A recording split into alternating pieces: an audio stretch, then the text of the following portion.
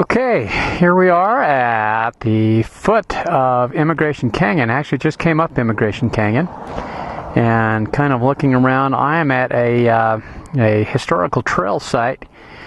This is called Quaking Ass Grove, and you can probably read it right there. Anyway, what I'm going to do on my KLR is I am going to do just kind of a quick little rating, show you what my KLR 2014 can do on the street, and then perhaps a little bit later on the trail.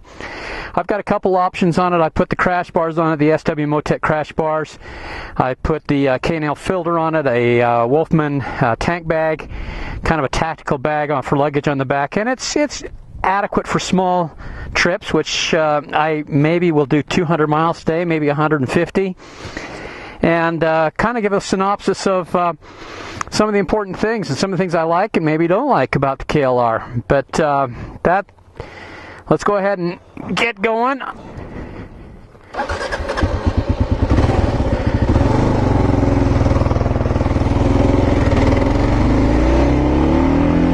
First off, you know, I've had a few bikes. I've had, let's start from the very beginning. From the very first bike I had was a little Honda 50 Mini Trail when I was 12 years old. Loved that thing. I went everywhere over Utah County, down in Springville where I grew up. Then got a Honda 70. Graduated the Honda Trail 70.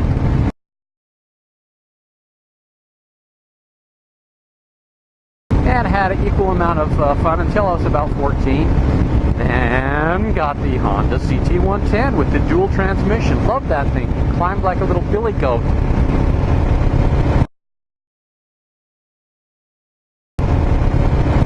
As you can see, the trees are starting to turn here on the 8th day of September.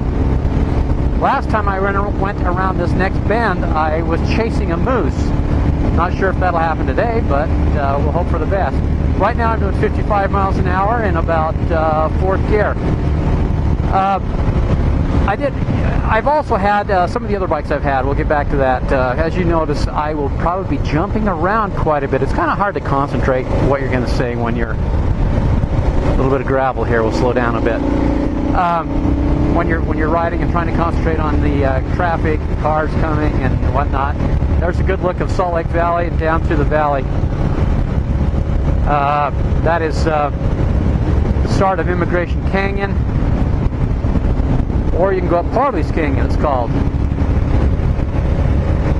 Anyway, had a CRF 250. Oh, wait a minute.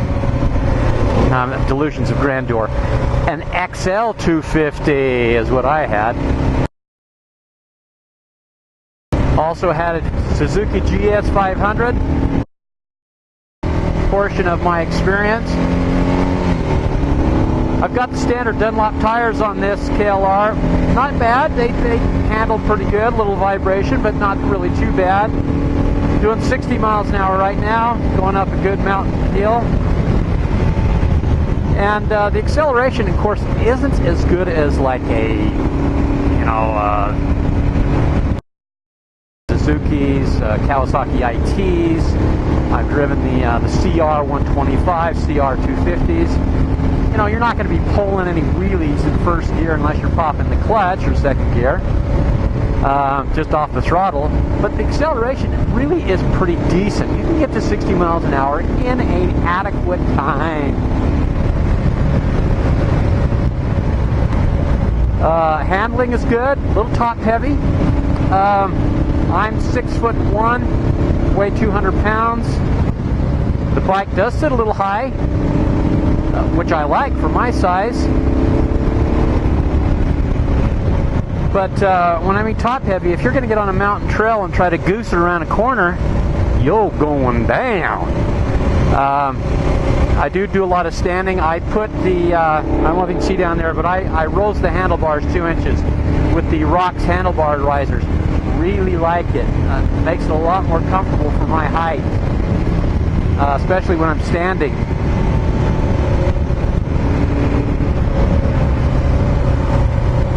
Ooh, I love those corners. Like I said, there's a little bit of falling rock, so I'm not going to get too wild and crazy. One thing about the KLR 650 is it has quite a bit of torque. It'll pull out of almost any gear, you know, unless you've got a big headwind and you're in 6th gear. 6th, you would. 5th gear, and you know, and then it takes a little bit. You're going to have to gear down. But here we are at the top. Let's go. I'm going to turn around so we can read what's going on there. That might be interesting, and really, we don't want to miss any of the beautiful scenery. And that's looking over Salt Lake Valley there. Got to see that. Got to see that view. We got some tree-hugging bikers up here. They are going to say, "Who in the heck is he talking to?"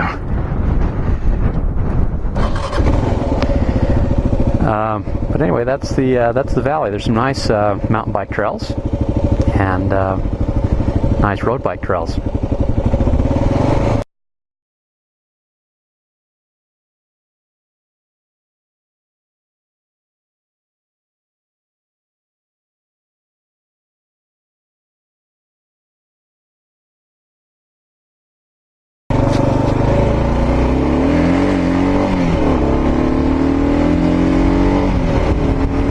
I felt a raindrop. Got a little bit of clouds in the sky, but not too bad. We may get just a couple raindrops. Up here on top of the mountain, it's about 60 degrees. Feels pretty good. Down in the valley, we are about at 78 today.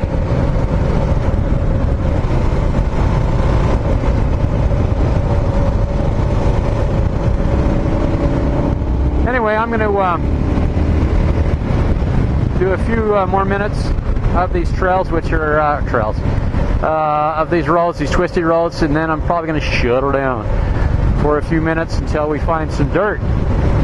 Great thing about the Utah mountains is within 30 minutes of anywhere you're going to find a trail. Put the visor down. 70 miles an hour, 4,800 RPM.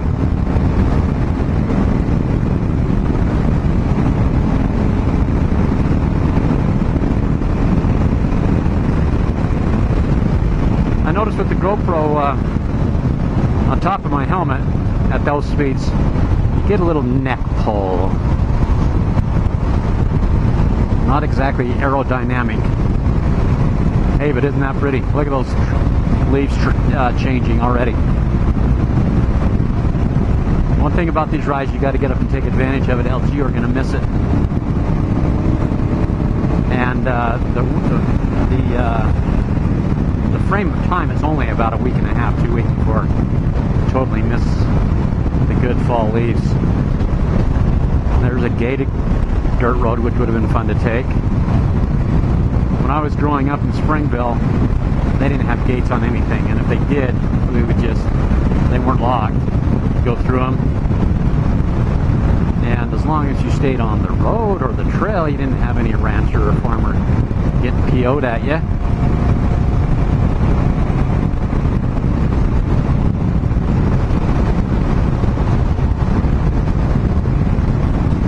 $55. Oh, the sign says 25 around the corner.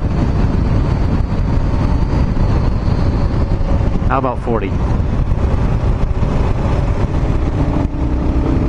Yeah, 40's good.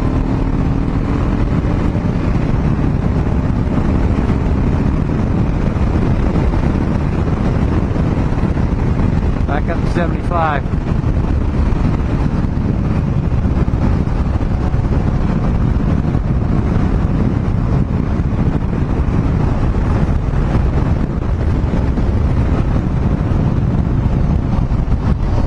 Braking, I don't have any problems with the brakes. I use the front brake, of course, on the pavement quite a bit.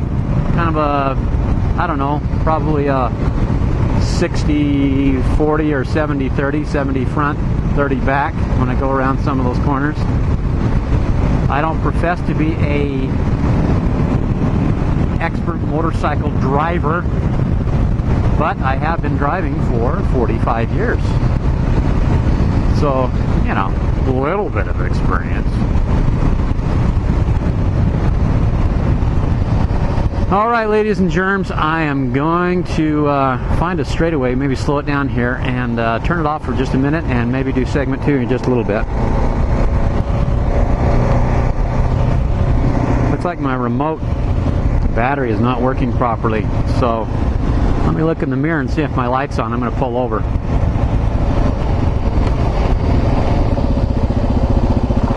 So the remote battery turned off on me. Let's see what we got up above here. Alright, yeah, light's still blinking, recording. Eek. Well, turned off.